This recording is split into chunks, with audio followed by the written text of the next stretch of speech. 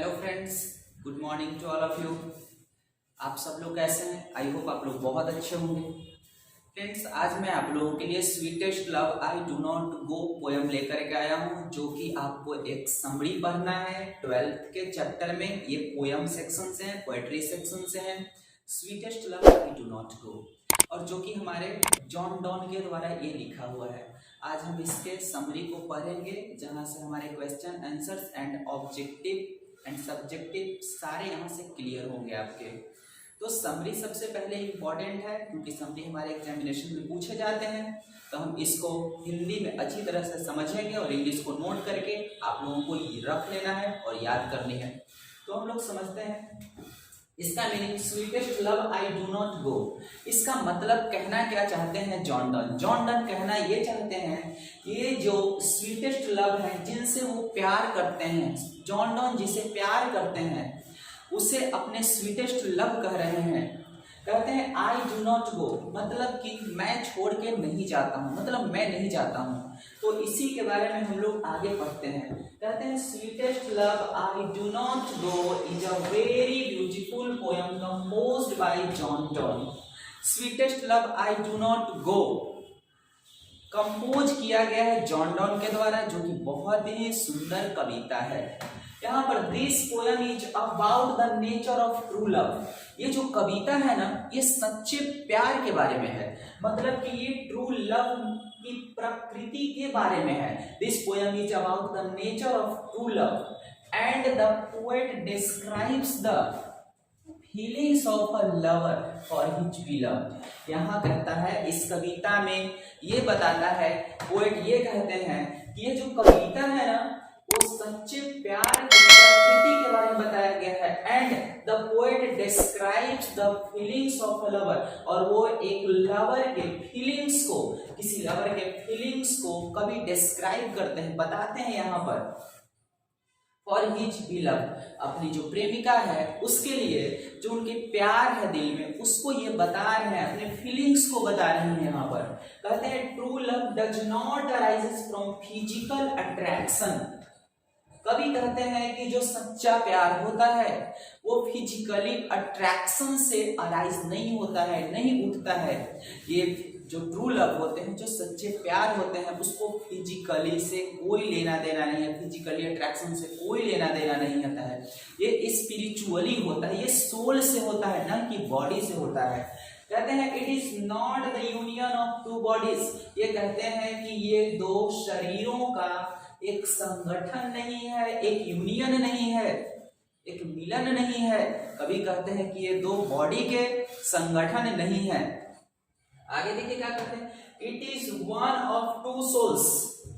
ये दो आत्माओं का, दो सोल्स का एकता बताता है, एक मिलन बताता है, एक बताता है। दो सोल्स जो है वो एक बन जाते हैं, यही लव है, ट्रू लव यही है।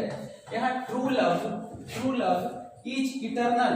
कभी कहते हैं कि जो ट्रू लव होता है वो हमारा इटर्नल होता है। इटर्नल का मतलब होता है शाश्वत, हमेशा के लिए होता है। ट्रू लव कभी मिटता नहीं है, अमिट है, ये इटर्नल है, हमेशा के लिए ये होता है। The poet shows his dedication, कभी अपने डेडिकेशन, समर्पण और डिवोशन, भक्ति जो है वो टुवर्ड्स हिज बिलव्ड, अपने प्रेमिका के प्रति, अपने प्रेमिका के ओर जो डिवोशन है और डेडिकेशन है, समर्पण और भक्ति है, वो दिखाते हैं अपने प्रेमिका की ओर। ये कहते हैं ही सेज, वो कहते हैं दैट लाइफ इज मॉर्टल, वो कहते हैं कि जो जीवन होता है वो मरणशील होता है, हम सब मरते हैं, हम सबको यहाँ मरना है इस धरती पर, कोई हमेशा के लिए जीवित नहीं रहने आया है। लाइफ इज मॉर्टल, मरणशील होता है। Everybody is bound to die, हर किसी को मरना है।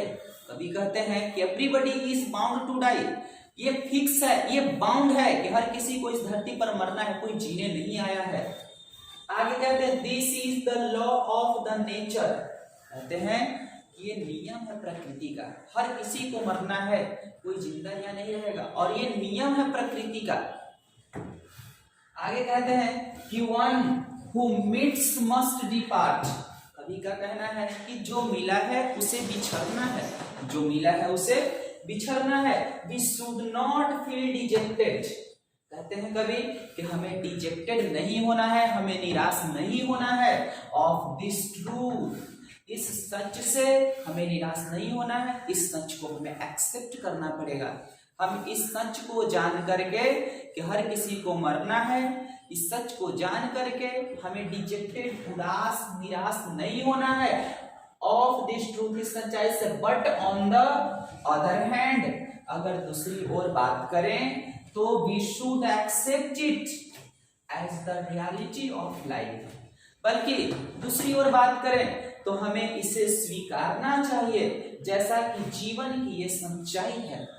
हमारी ये सच्चाई है जीवन की कि हर किसी को मरना है और इसे हमें एक्सेप्ट करना पड़ेगा। ये हमारे जॉन डॉन कहते हैं, जिसे sweetest love I do not लिखा गया, जिसे जॉन डॉन ने लिखा है, sweetest love I do not. वो कहते हैं कि सब कुछ खत्म हो जाएगा इस धरती पर से और हमें इसे स्वीकारना पड़ेगा, हमें इसे मानना पड़ेगा। आगे कहते हैं the poet passes the essence of his thought, वो अपने सोच के सार को, अपने सोच का जो असली बात है, जो गुण है, जो फैक्ट है, उसको बताना चाहते हैं, पासेस करते हैं। कहते हैं हम लोगों से दैट मैन इज मॉर्टल, आदमी मरणशील है, आदमी मरता है, बट लव इज इमॉर्टल, लेकिन प्यार अमर है। जैसा कि हमने फिल्मों में सुना होगा, हम लोग फिल्म देखते हैं, उसमें भी ये सब चीजें चलती है, प्यार अमर है, आदमी मर जाता है। तो ये कवि कहते हैं, ये बात को कहते हैं, उनके कहने का जो तात्पर्य है, उनकी जो सोच की सार है वो यही है कि आदमी मरता है बट प्यार जो है वो अमर है। लविंग लॉट्स, बहुत ज्यादा प्यार करना। Who care for each other, जो एक दूसरे की जो केयर करते हैं, हम लोग दूसरे की फिक्र करते हैं। Can not be parted away, हम किसी को प्यार करते हैं, किसी की चिंता करते हैं, किसी की फिक्र करते हैं, ये कभी नहीं बिछड़ता है, ये हमसे कभी दूर नहीं जाता है, वो हमेशा के लिए रहता है। इसीलिए कवि कहते हैं कि love is immortal but man is मॉर्टल, हमारा प्यार नहीं मरता है, वो इमॉर्टल है बट मैन मॉर्टल है। वही कहते हैं कि अगर आप किसी की फिक्र करते हैं, किसी को चिंता करते हो, किसी को प्यार करते हो, वो कभी हमसे नहीं बिछड़ता है। It is an eternal bond of even when the lovers are physically ruined, अगर इंसान फिजिकली, शारीरिक रूप से मर जाते हैं, नाश हो जाते हैं, उनके बॉडी का अस्तित्व खत्म हो जाता है, तो भी जो लवर्स होते हैं वो इटर्नल बॉन्ड होते हैं, उनके जो बॉन्ड होते हैं प्यार के, वो कभी खत्म नहीं होते हैं। अगर वो फिजिकली रूप से चला जाता है, नाश हो जाता है, अगर मर जाता है, उसके बावजूद भी death and decay can do nothing to the true lovers, सच्चे प्यार करने वालों को डेथ और डीके कुछ नहीं कर सकता है। डेथ का मतलब होता है मृत्यु और डीके का मतलब होता है नाश। ये मृत्यु और किसी चीज का नाश सच्चे प्यार करने वाले को कुछ नहीं कर सकता है। मृत्यु से कुछ नहीं उसे फर्क पड़ता है, क्योंकि सच्चा प्यार होता है। The poet argues in favour of sincere lovers, कवि यहाँ पर सिंसियर लवर, सच्चे प्यार करने वाले के फेवर में आर्ग्यूज करते हैं, उसके तरफ से बोलते हैं कि जो उसको बताते हैं कि सच्चे प्यार करने वाले कभी मरते नहीं हैं, उनकी बॉडी मर जाती है, उनके प्यार नहीं मरते हैं। His conviction is that, उनका ये दोषारोपण है, ये दोष लगाते हैं, वो कहते हैं कि physical annihilation will not mean the end of their eternal bonds। उनका कहना है कि जो एनिहिलेशन होता है, जो नाश होता है, एनिहिलेशन का मतलब होता है नाश होता है, किसी चीज का नष्ट होना ही एनिहिलेशन कहलाता है। अगर किसी चीज का एनिहिलेशन होता है, मतलब कि किसी बॉडी का एनिहिलेशन होता है, इसका मतलब ये नहीं कि उनके जो शाश्वत प्यार का जो बॉन्ड है वो समाप्त हो गया। अगर बॉडी बर्बाद हो जाती है इंसान बढ़ जाता है। इसका मतलब ये नहीं कि उनके जो दो लोगों के बीच में जो बॉन्ड है उसका बॉन्ड खत्म हो गया है। They will remain spiritually united. They will remain spiritually united. वो हमेशा आध्यात्मिक रूप से, दिल से, सोल से वो हमेशा संगठित होते हैं, जुड़े होते हैं। Even when they physically annihilated. अगर वो फिजिकली रूप से एनिहिलेटेड हो जाते हैं, फिजिकली शारीरिक रूप से नष्ट हो जाते हैं, खत्म हो जाते हैं, फिर भी उनका प्यार बना रहता है और लोग हमेशा याद भी करते हैं उसको।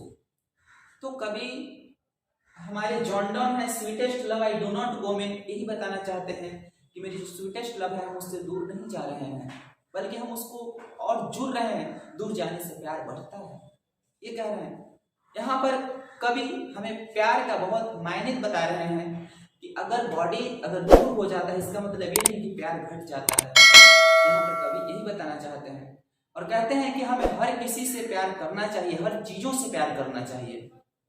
तो friends, sweetest love I do not go जो कविता है आपको याद कर लेनी है, जो समरी है इसको पढ़ लेना है, याद कर लेना है और आपके ऑब्जेक्टिव सब्जेक्टिव क्वेश्चंस यहाँ से क्लियर हो जाएंगे एंड समरी पूछे जाएंगे।